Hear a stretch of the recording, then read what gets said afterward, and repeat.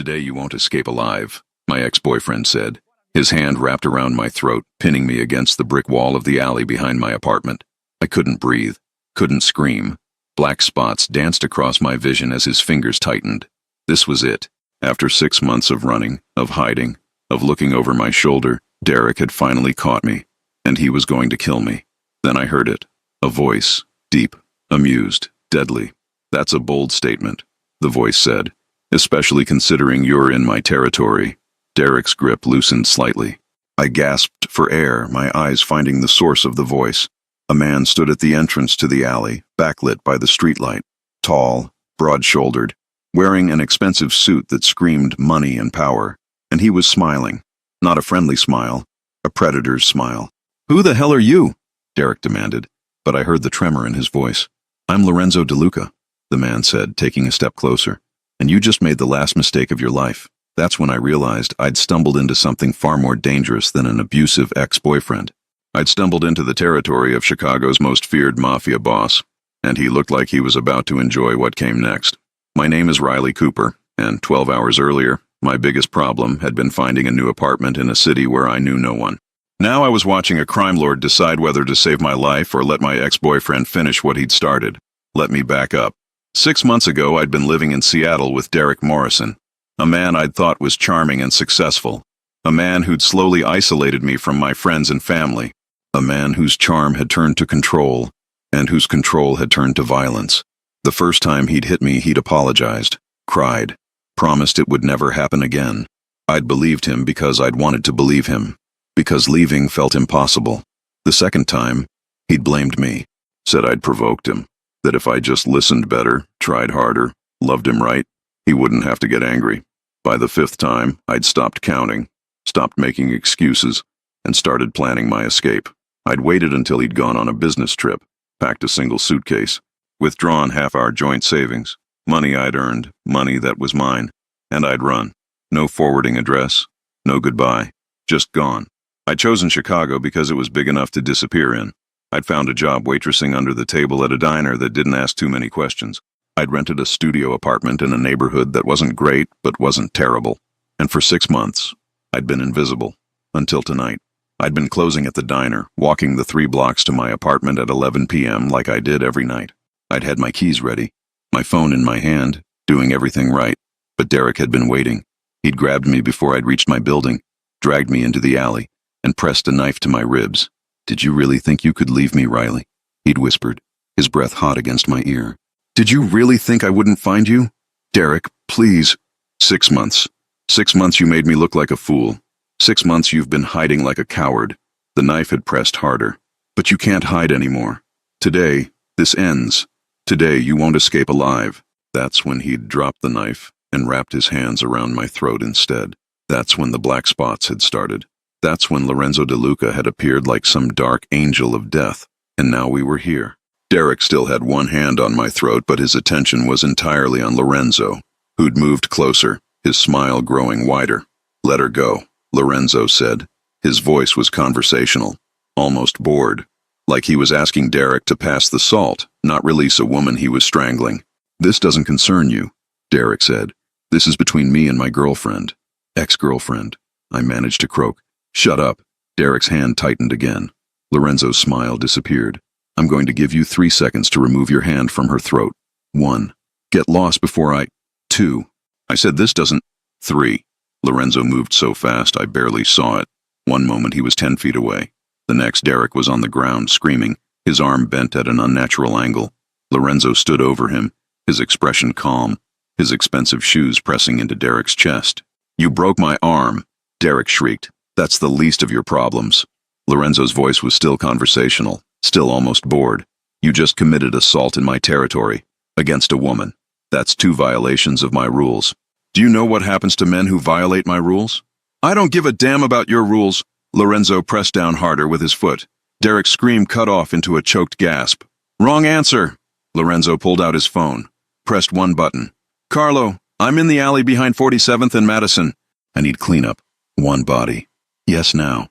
Wait. Derek's voice was panicked now. "Please, I'll leave. I'll go back to Seattle. I'll never come near her again."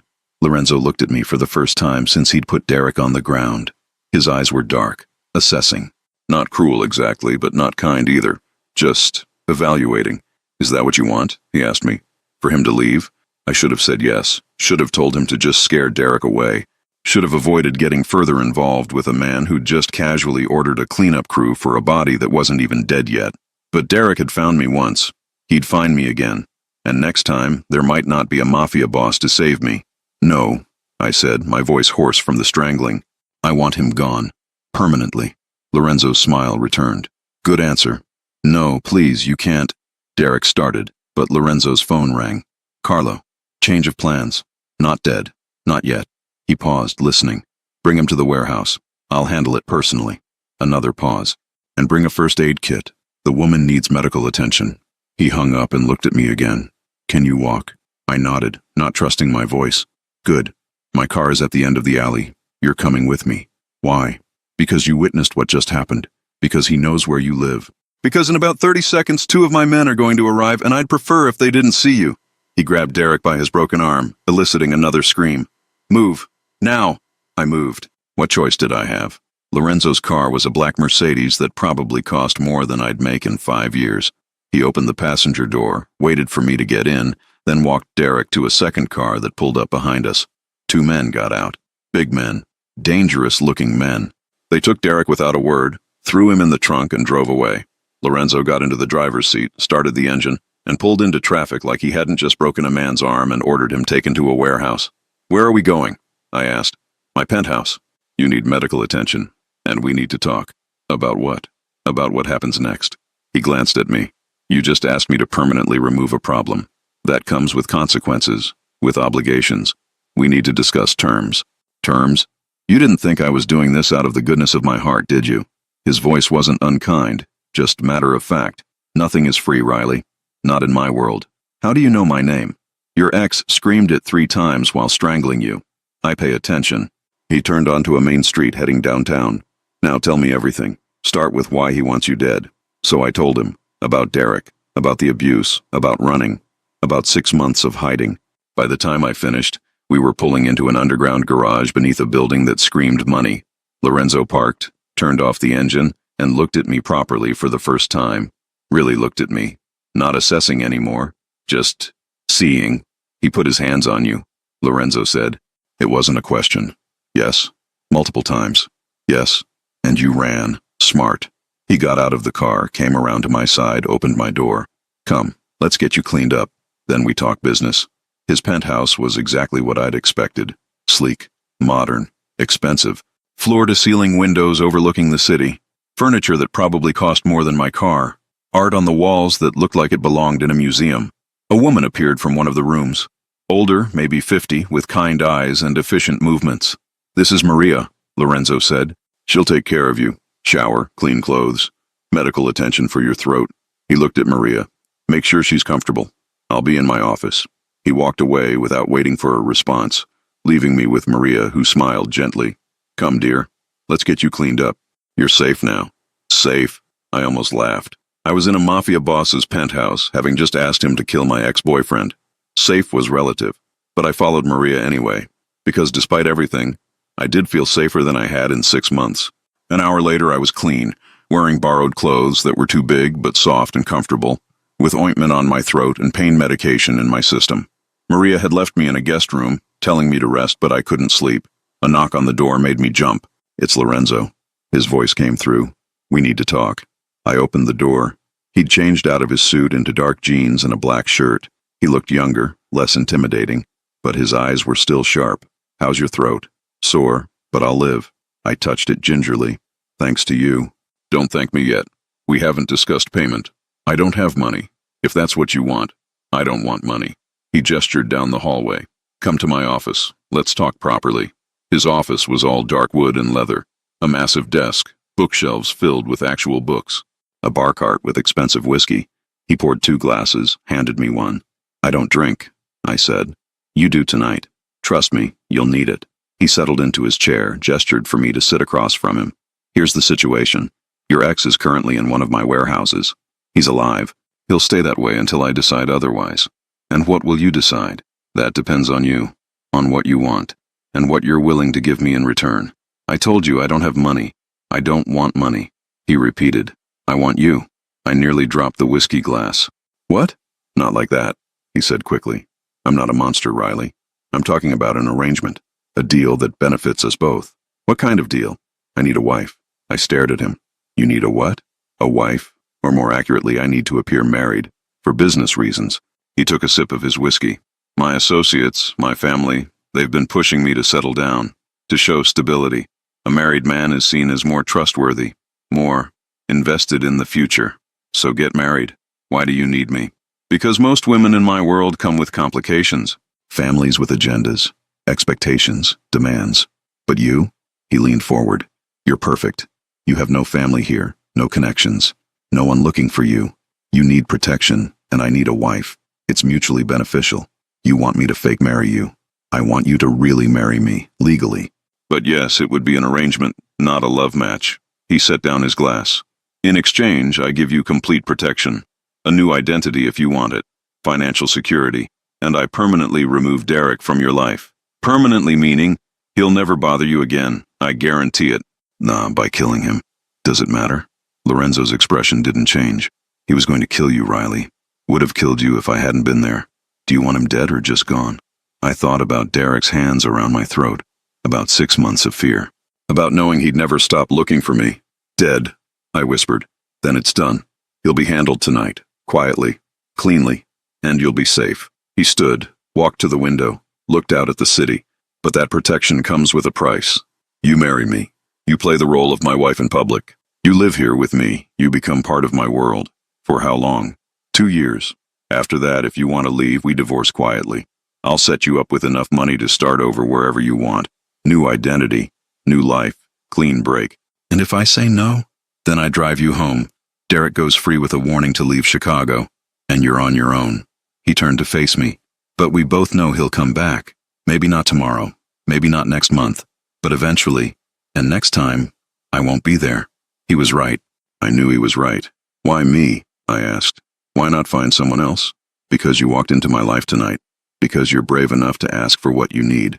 Because you have nowhere else to go. He moved closer. And because when I asked what you wanted, you didn't hesitate.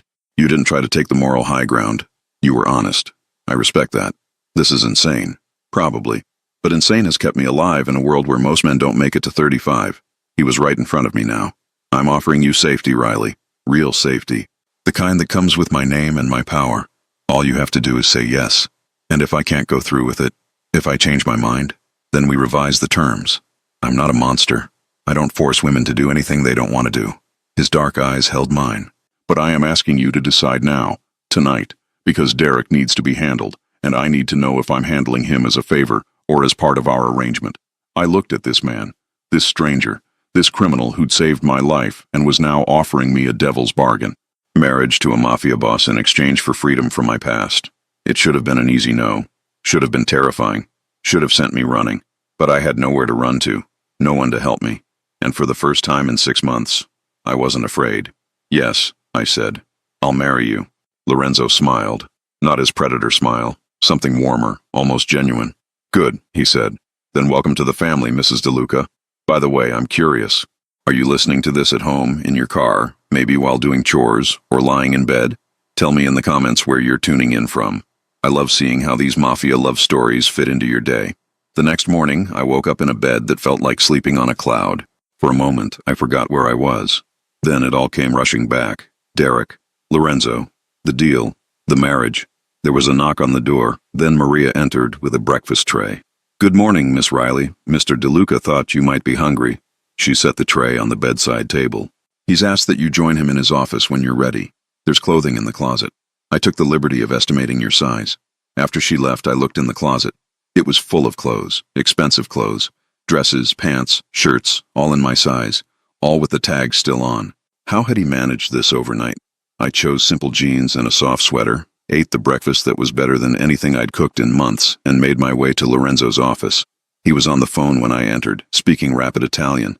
He gestured for me to sit, finished his conversation, and hung up. Good morning. How's your throat? Better. It was still sore, still showed bruises, but the swelling had gone down. Good. He opened a folder on his desk. We have a lot to discuss. First, Derek. My stomach tightened. What about him? He's been handled. Permanently. His body will never be found. As far as anyone knows, Derek Morrison left Chicago last night and hasn't been seen since. Lorenzo's voice was matter of fact. You're safe. I should have felt something. Horror. Guilt. Something. But all I felt was relief. Derek was gone. Really gone. Forever. Thank you, I said. Don't thank me. We had a deal. I'm holding up my end. He slid papers across the desk. These are for you to sign. Prenuptial agreement. The terms we discussed last night. 2 years. After that, if you want out, you get $5 million and a new identity. If you stay longer, the amount increases.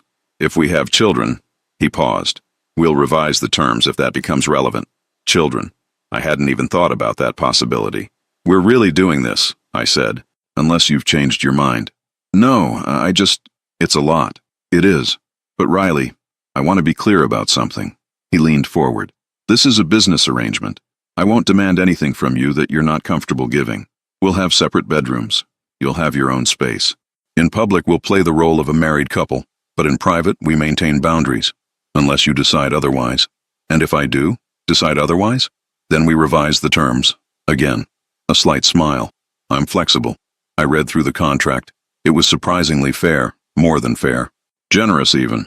If I completed the 2 years, I'd walk away with more money than I'd ever dreamed of. And if I stayed longer, there were bonuses, protections, rights to property. Your lawyer wrote this? I wrote this. I don't trust lawyers with my personal business. He handed me a pen. But if you want your own lawyer to review it, that can be arranged. No, it's fine. It's more than fine. I signed, feeling like I was signing away my life, or maybe gaining a new one. Lorenzo signed as well, then locked the papers in his safe. We'll get married next week. Small ceremony. My family only. They'll be suspicious if we wait too long. He pulled out his phone, showed me a photo. This is my mother, Isabella. She's traditional, very Catholic. She'll want to meet you before the wedding. Will she approve? She'll approve because I'll tell her to approve. But it would help if you played the role well. Sweet, in love, grateful to be joining the family. I can do that. Good. He stood. Come, I'll show you the rest of your new home. And tonight, we're having dinner with my mother. Better to get it over with quickly. The penthouse was massive. 5 bedrooms, each with its own bathroom. A kitchen that looked like it belonged in a restaurant. A living room with those floor-to-ceiling windows. A library with hundreds of books. And a terrace with views of the entire city. This is your room, Lorenzo said, showing me to a bedroom that was twice the size of my old apartment. Mine is on the other end of the penthouse. Maximum privacy. What about, at night, won't people talk if we have separate rooms? No one comes here except Maria, and she's discreet. He leaned against the door frame. Riley, I know this is strange. Trust takes time. I'm not going to rush you into anything. You're being surprisingly decent for a criminal. He laughed. Actually laughed. I'm a criminal, not a monster. There's a difference. That night, we drove to his mother's house in a suburb that screamed old money. Isabella DeLuca was a tiny woman with sharp eyes and an even sharper tongue. So you're the girl who caught my son's eye, she said, looking me up and down. You're pretty, too thin. We'll fix that. Come, sit. Tell me about yourself. Over dinner, I told her the story Lorenzo and I had agreed on. We'd met at a charity event. Hit it off immediately. He'd pursued me. I'd resisted at first, but his charm had won me over. We'd been dating for 3 months secretly, not wanting to deal with media attention. Isabella listened, her eyes never leaving my face. When I finished, she turned to Lorenzo. You love her? Yes, Mama. And you? She looked at me. Do you love my son? I thought about the lie I was supposed to tell. But looking at this fierce, protective mother, I found myself telling a different truth.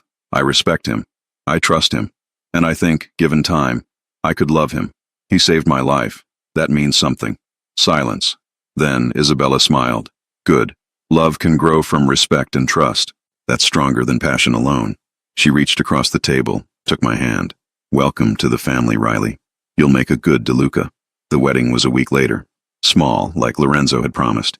His family, his closest associates. And me, wearing a dress that cost more than my car, marrying a man I barely knew. Do you, Riley Cooper, take Lorenzo DeLuca to be your lawfully wedded husband?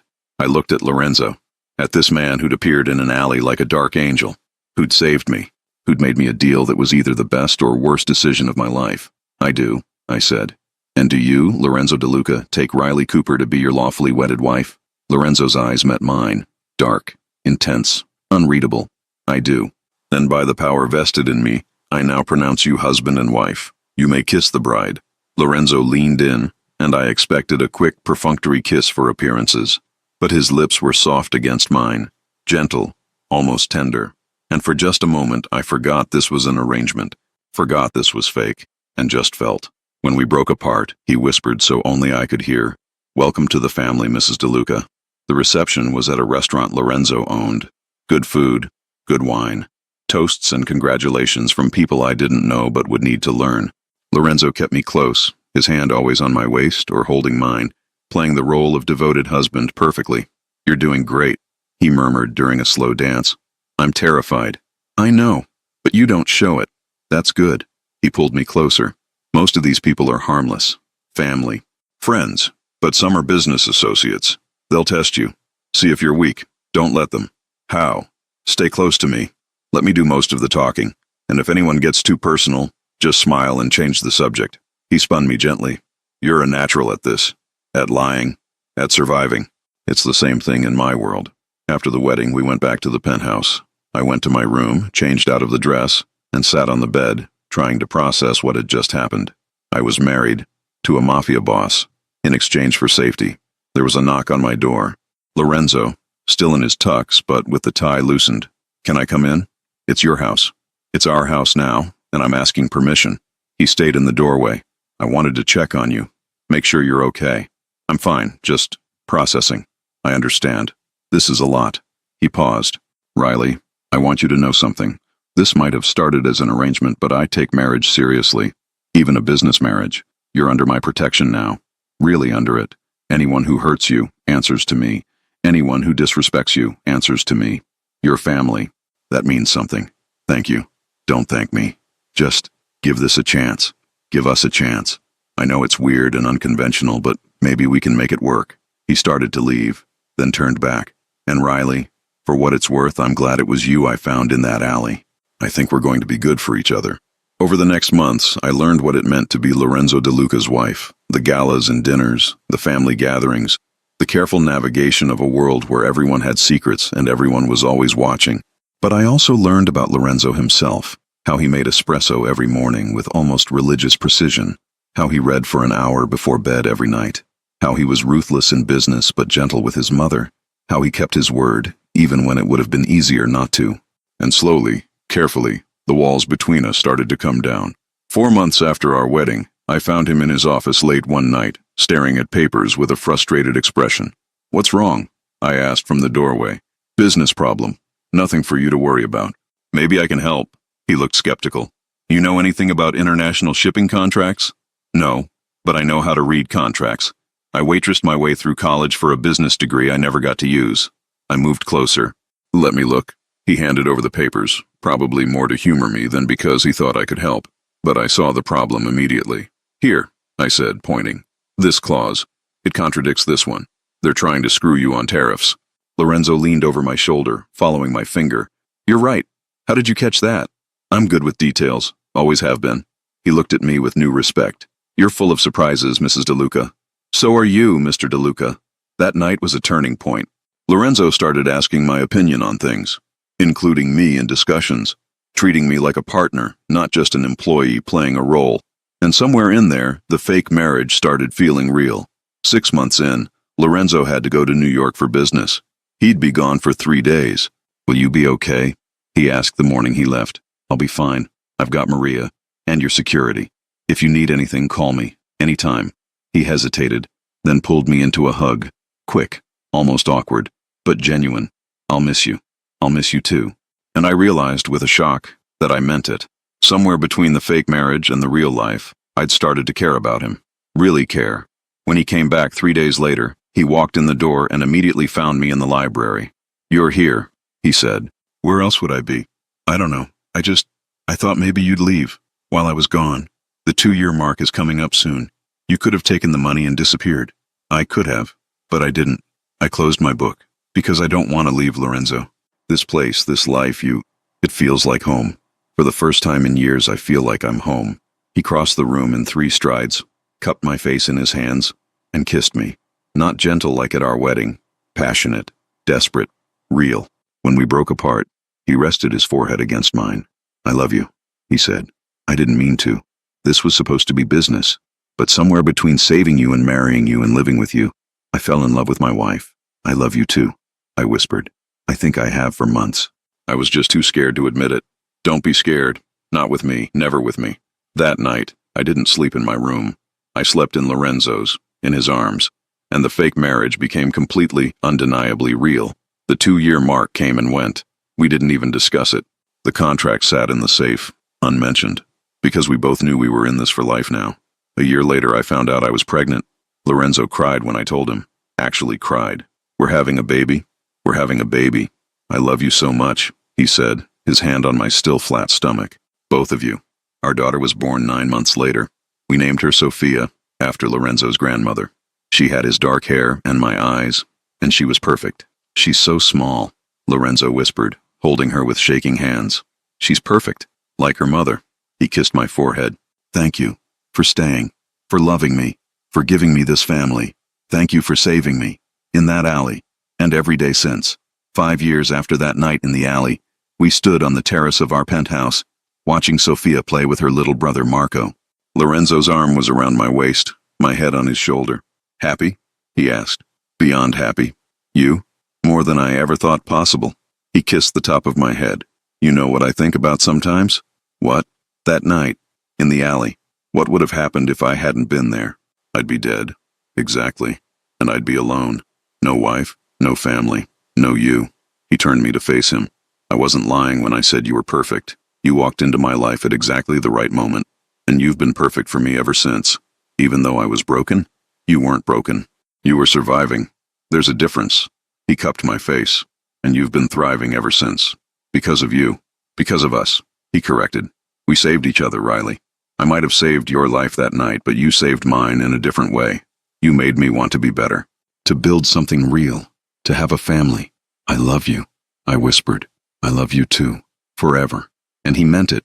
Because Lorenzo De Luca was a lot of things. Dangerous. Powerful. Feared. But he was also mine. My husband. My partner. My love. And that night in the alley, when Derek had said I wouldn't escape alive, he'd been wrong. I had escaped. I'd escaped into a life I never could have imagined. A life that was dangerous and complicated and absolutely perfect, because sometimes the monsters aren't the criminals. Sometimes they're the men who pretend to love you while slowly destroying you. And sometimes the man who saves you is the one everyone else fears. If you loved this Mafia love story, I need you to do 3 things for me.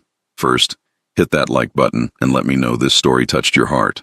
Second, subscribe to the channel and turn on the notification bell so you never miss another story about dangerous Mafia bosses with soft hearts and the women brave enough to love them. And third, tell me in the comments, would you have made the same choice Riley did? Would you have accepted Lorenzo's deal? Would you have married a stranger to escape your past? Would you have stayed when the 2 years were up? I read every single comment, and your support helps me bring you more Mafia romance stories. And if you know someone who would love this, share this video with them. Thank you for listening.